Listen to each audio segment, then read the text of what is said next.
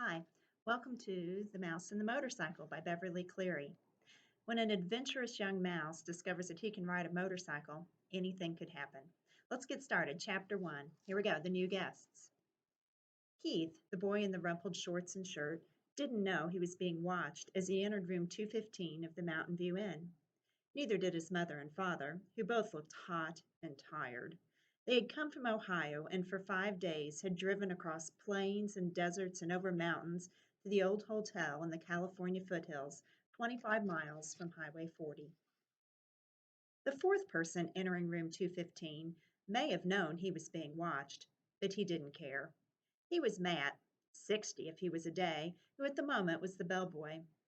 Matt also replaced worn out light bulbs, renewed washers and leaky faucets, carried trays for people who telephoned room service to order food sent to their rooms, and sometimes prevented children from being hit by one another with croquet mallets on the lawn behind the hotel.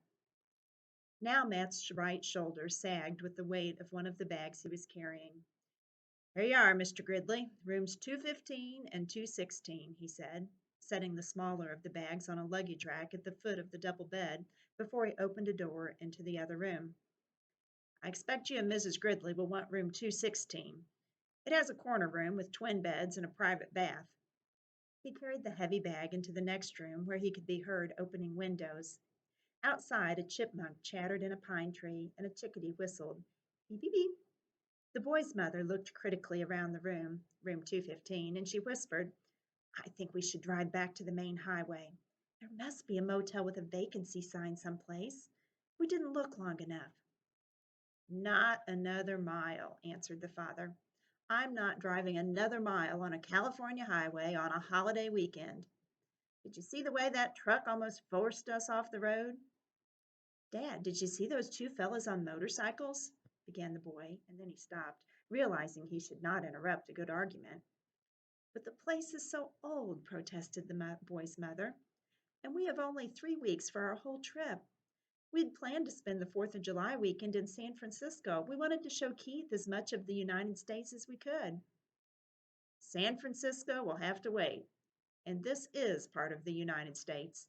Besides, this used to be a very fashionable hotel," said Mr. Gridley. "People came from miles around." "50 years ago," said Mrs. Gridley, "and they probably came by horse and buggy." The bellboy returned to room 215. "The dining room opens at 6:30, sir. There's ping pong in the game room, TV in the lobby, and croquet on the back lawn. I'm sure you'll be very comfortable." Matt, who had seen guests come and go for many years, knew there were two kinds: those who thought the hotel was a dreadful old barn of a place, and those who thought it charming and quaint and so quiet and restful. "Of course we will be comfortable," said Mr. Gridley, dropping some coins into Matt's hand for carrying the bags. "But this big old hotel is positively spooky." Mrs. Gridley made one last protest. "It's probably full of mice." Matt opened the window wide. "Mice? Oh, no, ma'am. The management wouldn't stand for mice." "I wouldn't mind a few mice," the boy said as he looked around the room at the high ceiling, the knotty pine walls, the carpet so threadbare that many of its roses had almost entirely faded, the one chair with an antimacassar on its back, the wash basin and towel racks in the corner of the room. "I like it here," he announced. "A whole room to myself. Usually I just get a cot in the corner of a motel room." His mother smiled, relenting. Then she turned to Matt. "I'm sorry. It's just that it was so hot crossing Nevada, and we're not used to mountain driving. Back on the highway, the traffic was bumper to bumper. I'm sure we shall be very comfortable." After Matt had gone, closing the door behind him, Mr. Gridley said, "I need a rest before dinner. 400 miles of driving in that mountain traffic, it was too much." "And if we're going to stay for a weekend, I'd better unpack," said Mrs. Gridley. "At least I'll have a chance to do some drip drying." Alone in room 215 and unaware that he was being watched, the boy began to explore. He got down on his hands and knees and looked under the bed. He leaned out the open window as far as he could and greedily inhaled deep breaths of pine-scented air.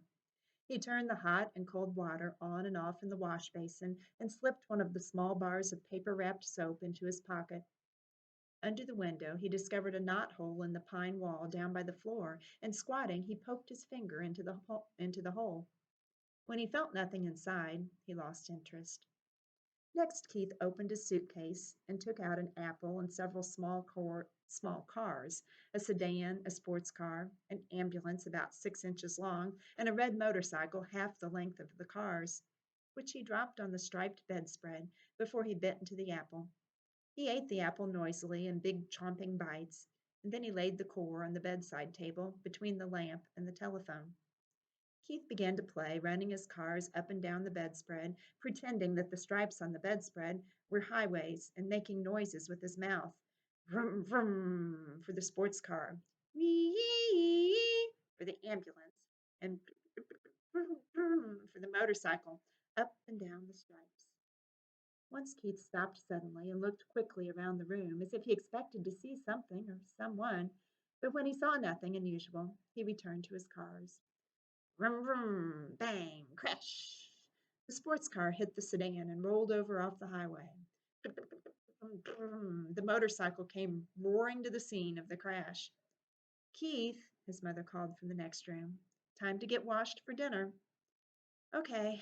Keith parked his cars in a straight line on the bedside table beside the telephone. They looked like a row of real cars, only much, much smaller. The first thing Mrs. Gridley noticed when she and Mr. Gridley came into the room was the apple core on the table. She dropped it with a thunk into the metal wastebasket beside the table as she gave several quick little sniffs of the air and said, looking perplexed, I don't care what the bellboy said. I'm sure this hotel has mice. I hope so, muttered Keith. Well, we may get to meet some of those mice in chapter 2. So that's it for chapter 1. Hope you read on and enjoy.